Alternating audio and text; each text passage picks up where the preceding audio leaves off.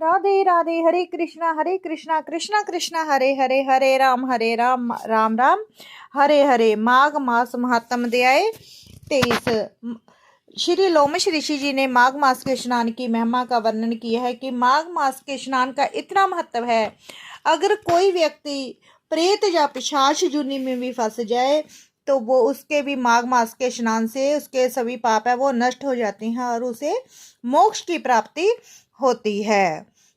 श्री वशिष्ठ जी राजा दिलीप जी से बोले, हे राजन, अब मैं तुम्हें माघ मास का प्रभाव बताता हूँ, सुनो। इसे भक्ति पूर्वक सुनकर मनुष्य सब पापों से मुक्त हो जाता है। प्राचीन रथंतर कल्प के सतयुग में कुतस नाम के एक ऋषि थे जो ब्रह्मा जी के पुत्र थे। वे बड़े ही तेजस्वी और निष्पाप थे। उन्होंने कदर्म ऋषि की सुंदर कन्या के साथ विधि पूर्वक विवाह किया। उसके गर्भ से मुनि के बतस नामक पुत्र पैदा हुआ जो वंश को बढ़ाने वाला था। बक्तस की 5 वर्ष की अवस्था होने पर पिता ने उसका उपनयन संस्कार करके उन्हें गायत्री मंत्र का उपदेश दिया। अब वह ब्रह्मचर्य का पालन करते हुए वृक्ष कुल में निवास करने लगे। प्रतिदिन प्रातः काल और साया काल अग्निहोत्र तीनों समय स्नान और भिक्षा के अन्न का भोजन करते थे। इंद्रियों को काबू में रखना, काला मृग चर्म धारण करते तथा सदा स्वास्थ्य में स्वाध्याय में लगे रहते। पैर से लेकर शिखा तक लंबा पताश का डंडा जिसमें कोई छेद नहीं था लिए रहते थे। हाथ में सदा कमंडल धारण करते, स्वच्छ कौपीन पहनते, शुद्ध भाव से रहते और स्वच्छ जगो पवित्र धारण करते थे। उनका मस्तक सदैव भस्म से सुशोभित रहता था। वे सबके नैनों के प्रिय जान पड़ते थे। प्रतिदिन माता, गुरु, आचार्य, अन्य बड़े बूढ़ों, सन्यासियों तथा ब्रह्मवादियों को प्रणाम करते थे। वे सदैव जग में तत्पर रहते और सदा शुभ कर्मों का अनुष्ठान किया करते थे।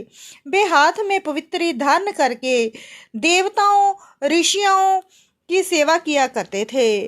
फूल, चंदन और गंध आदि को कभी हाथ से छूते भी नहीं थे। मौन होकर भोजन करते थे। मधु और खारा नमक नहीं खाते थे। खड़ाऊ नहीं पहनते, सवारी पर नहीं चढ़ते थे, शीशे में मुंह नहीं देखते। नीला, लाल और पीला वस्त्र, खाट, आभूषण तथा और जो भी वस्तुएं ब्रह्मचार्य आश्रम में प्रतिकूल बताई गई हैं उनका कभी वे स्पर्श नहीं करते थे। सदा शांत भाव से सदाचार में ही तत्पर रहते थे। ऐसे उत्तम आचारवान और ब्रह्मचर्य का पालन करने वाले बतस मुनि सूर्य के मकर राशि पर रहते माघ मास में भक्ति पूर्वक प्रातः स्नान करते थे। उस समय विशेष रूप से शरीर की शुद्धि करते थे। माघ स्नान से उन्हें आत्मिक प्रसन्नता मिलती और वे मन ही मन अपने भाग्य की सराहना करते। ओहो भाग्य मेरा, जो मुझे इस पश्चिम वाहिनी कावेरी नदी में स्नान का अवसर मिला। समुद्र में मिली हुई जितनी नदियां हैं उन सब का मैं प्रवाह जहाँ पश्चिम जहाँ उत्तर की ओर है उस स्थान का प्रयाग से भी अधिक महत्व बताया गया है। मैंने अपने पूर्व पुण्य के प्रभाव से आज कावेरी का पश्चिमी गामी प्रभाव प्राप्त किया है। मैं कृथ्यार्थ हूँ।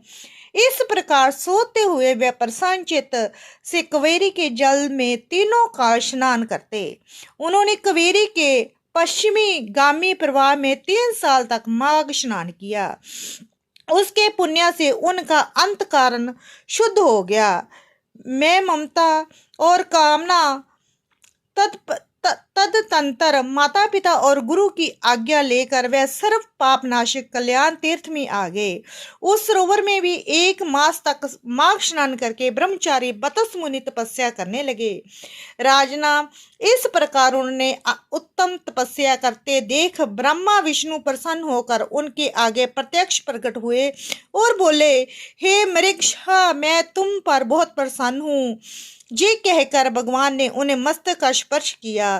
तब बतस मुनि समाधि से जाग उठे और उन्होंने अपने सामने भगवान विष्णु को देखा। भगवान विष्णु सहस्त्र सूर्य के समान तेजस्वी कौस्तुभ मणि धारण किए हुए मन की शांति देते हुए दिख रहे थे। उन्होंने देखकर मुनि के बड़े बेग से उठकर भगवान को प्रणाम किया और बड़े भाव से उनकी सुंदर स्तुति की।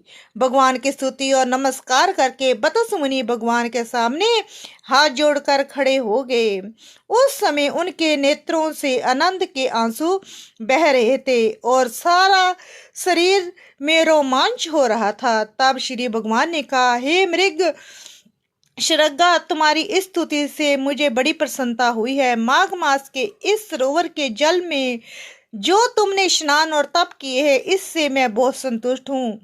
हे मुनि, तुम निरंतर कष्ट सहते सहते थक गए हो। दक्षिण सेहत जग दान नियम तथा जमों का पालन से भी मुझे उतना संतोष नहीं होता जितना माघ के स्नान से होता है।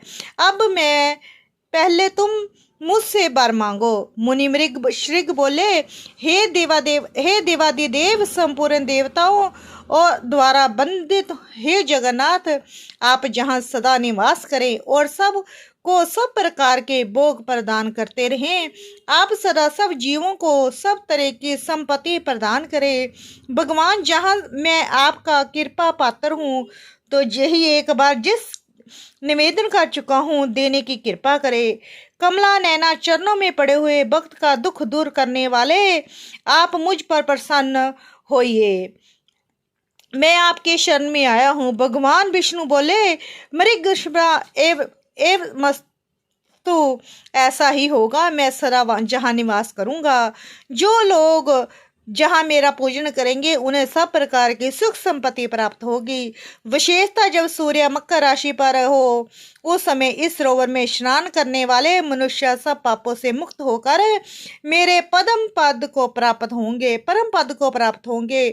व्याति आदि योग में अन्न प्रारंभ होने के कारण संक्रांति के समय तिथि को तथा चंद्रमा ग्रहण और सूर्य ग्रहण के अवसर पर जहाँ स्नान करके यथाशक्ति दान देने से मनुष्य मेरे लोक में प्रतिष्ठित होगा। भगवान गोविंद को जे कहने पर उन ब्राह्मण कुमार ने पुनः प्रणाम किया और भक्तों के अधीन रहने वाले श्री हरि से फिर एक प्रश्न किया, है कृपा निधि देवादिदेव, मैं तो कुतश मुनि का पुत्र बतस हूँ, फिर मुझे अपना मृग श्रृंग कहकर तुम क्यों संबोधित किया। जहाँ पर 23वां अध्याय समाप्त।